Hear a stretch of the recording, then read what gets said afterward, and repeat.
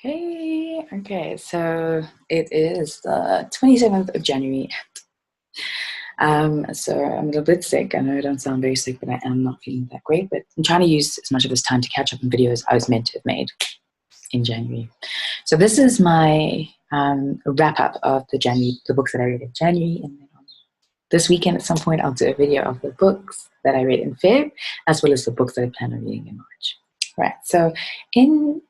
So my challenge for this year is to read 60 books. So I've given myself 3 challenges. So my Goodreads challenge is to read 60 books, which translates to 5 books a month. And I'm very proud to announce that on the 27th, I've read 12 books so far. So I am well above where I'm supposed to be. And I'm hoping to finish another book today, another book maybe even tomorrow.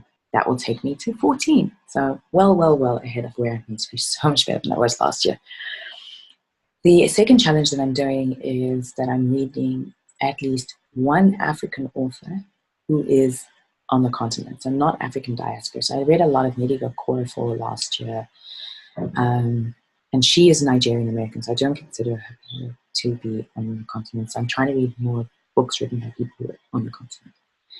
It's not stopping me from reading books that are written by Black people, African Americans, diaspora, whoever. I'll read all of them, but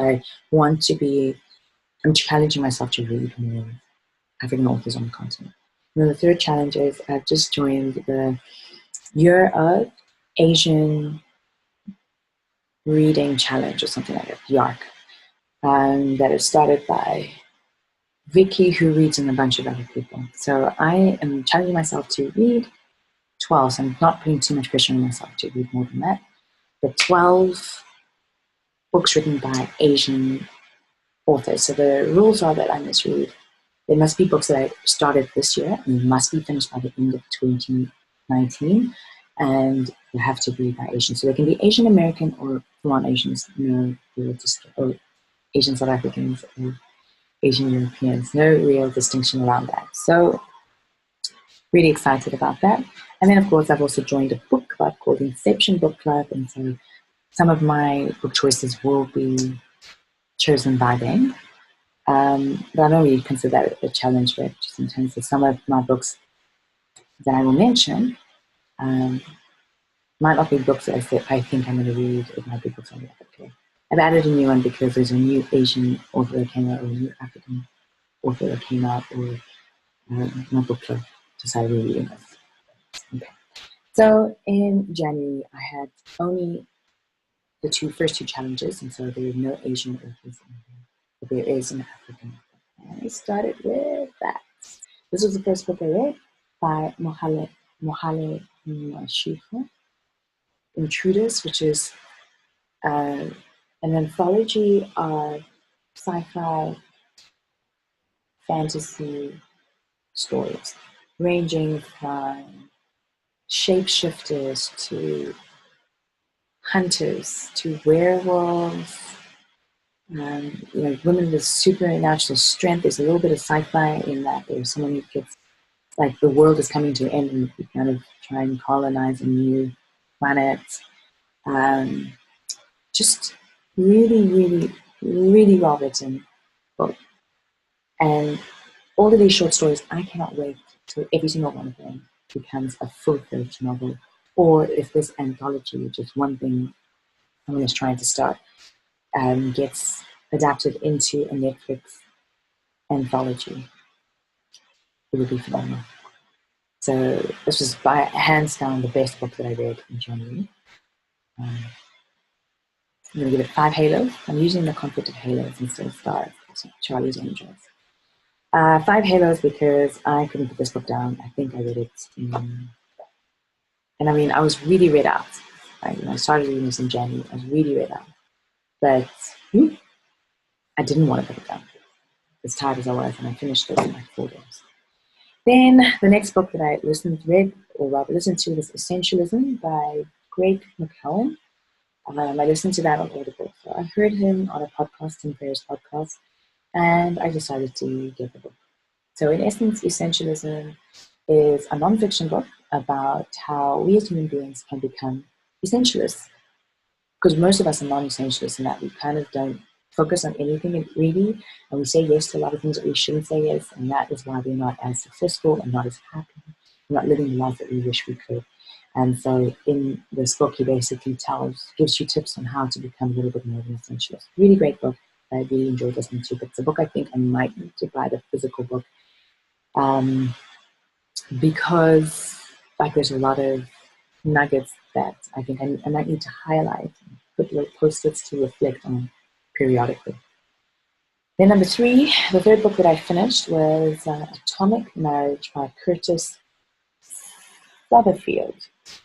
So this was an Audible original. So Audible is doing this thing where they're creating books specifically for Audible. So these books will not have physical versions of them. They will just be narrated. They'll be written, and then someone narrates them and is produced. And the production is really phenomenal on this.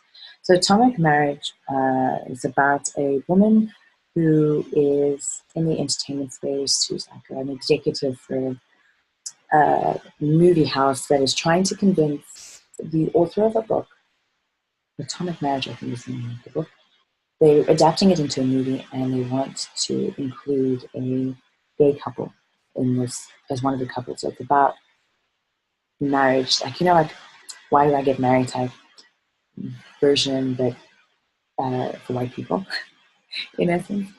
And so she travels down to Texas to meet with the author, and ends up. So the book is about this 24, maybe 48-hour journey from when she's at home and she's saying goodbye to her kid. And you can kind of see her marriage is falling apart, but they're going to stay together because they've got a very young kid, to when she, lands in Texas and is picked up by this guy, and there's a little bit of sexual tension between them, and just a whole lot of things that happen. And it was such an entertaining book, such a well-written book that goes into human beings and our need for love and affection and attention and marriage, asking the question of how you define marriage and what makes a good marriage, what makes a marriage bad, etc. And also the concept of somebody, you have that thing of, if you can't teach, and how people who teach maybe suck at actually doing it, but are very good at teaching.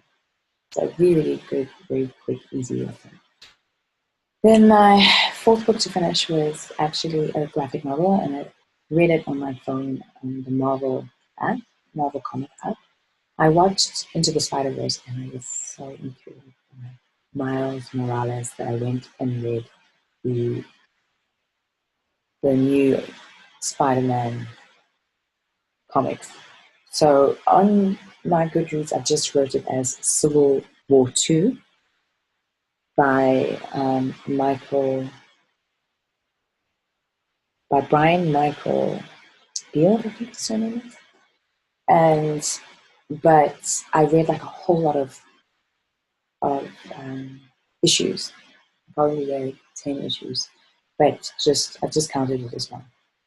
Really, really, really great to see a Spider-Man or a superhero as a young black, like Afro-Latino man or boy, and just coming of age, and the dynamics with him and his friends, and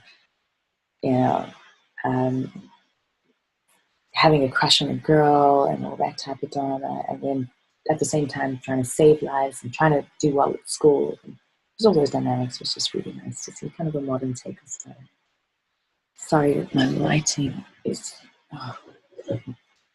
as the sun is going down. Sorry about that. I don't know what to do as the sun is changing positions. Okay, that's going to have to do. Apologies. And I've just got 2 more books that I read in January. So I gave that also 5 halos because it was just really entertaining. Atomic Marriage also 5 halos, and Essentialism, I gave it 5. I'll give it 4 halos. And the reason I take 4 instead of more is because it's a book that I don't think translates well when you read it. And the only reason it didn't translate well as I read it is because you have to think a lot, and there's lots of notes I needed to take, and I think it's one of those that needs to be read, not listened to. It was narrated by the author, so 5 stars for performance, but I think it's one of those books that you just definitely have to read, so that's why I'm giving it 4 stars. So it's more from my experience than the book itself. 4 heroes. Number 5 is Say You're One of Them by Uwen Akpan. Now, this book, I bought the physical book when I lived in South Korea in 2010, and I lent it to somebody. For my birthday, I did a book exchange in the hopes, just an exchange, you give it back. She never gave it back. Like, she kept 3 versions of the book. So I ended up getting an Audible credit for this ages ago. And so it's an anthology of stories of different African kids, actually. So they're all young children and just experiencing different things in different parts of the continent. They're in Kenya, in is it Senegal or Mali, in Nigeria, in Ethiopia, is Zimbabwe there as well? Anyway, so I can't remember the last country, but it's like a really great anthology. And Rwanda was the other country. Experiencing trauma in different ways and from a child's perspective, which I think is really a hard skill to do as a grown man. When I went and Googled him, he's now a pastor. So I guess this was the only book he's written. But as a grown man, to be able to translate these things from the perspective of children, I think was really brilliant. I listened to it, and barring the second story. So the second story in the beginning, I didn't like the accent of the guy. It got better over time, but the production was pretty phenomenal. And just a great way to learn about different countries and just some of the trauma that people are facing in this world, and makes you a little bit more aware of your privileges, of how much needs to change in this world, and also just the strength of the human spirit. A lot of these people survived some pretty horrific things despite themselves, or despite the human condition. So I give that one 5 halos, definitely. And number 6 is Power Moves by Adam M. Grant. So Adam Grant, I listened to, so this one is also an Audible original, so I listened to this one as well. I listened to his book originals, which I really enjoyed because it just talks about how, it just analyzes how people have done so well in different aspects of the world. It reminded me a lot of Malcolm Gladwell's Outliers. This one was interesting because, in essence, what he was doing, he was at Davos for WEF, the WEF conference, the World Economic Forum conference that happens in January every year. So this one I read in January. Davos, I think he'd done it. I think he'd done it the year before. I don't think it was this year's Davos. It was actually confirmed that. I'll confirm that. Anyway, so I think it was the year before. So he basically interviews some world leaders. So from being a politician to being a CEO of an established business to being a retired CEO, or being a CEO of a startup, or owning networks, like different levels of leadership, and talking about different things from ageism to race to gender dynamics to eradicating poverty to upskilling to the 4th industrial revolution. It was just interesting to listen to some really smart, successful people and how they view the future of the world, how they move, how they feel people can make power moves. I'd give it 4 halos, mainly because I probably have to re-listen to it again because I got distracted. I'm not sure why. So it was like a podcast for me. It felt like a mini podcast that has kind of just been turned into a book. And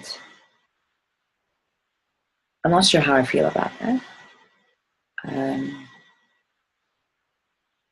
not sure how I feel about treating it like a book when I could just treat it like a podcast. So I think that's why I'm giving it 4 emails. It was really well produced, very interesting topics talked about, you know, spoken on. So yeah, so that was a really great wrap up for January. So I read 6 books in January. All of them were quite entertaining. One of them was written by an African on the continent, which was Mohale Mashiko.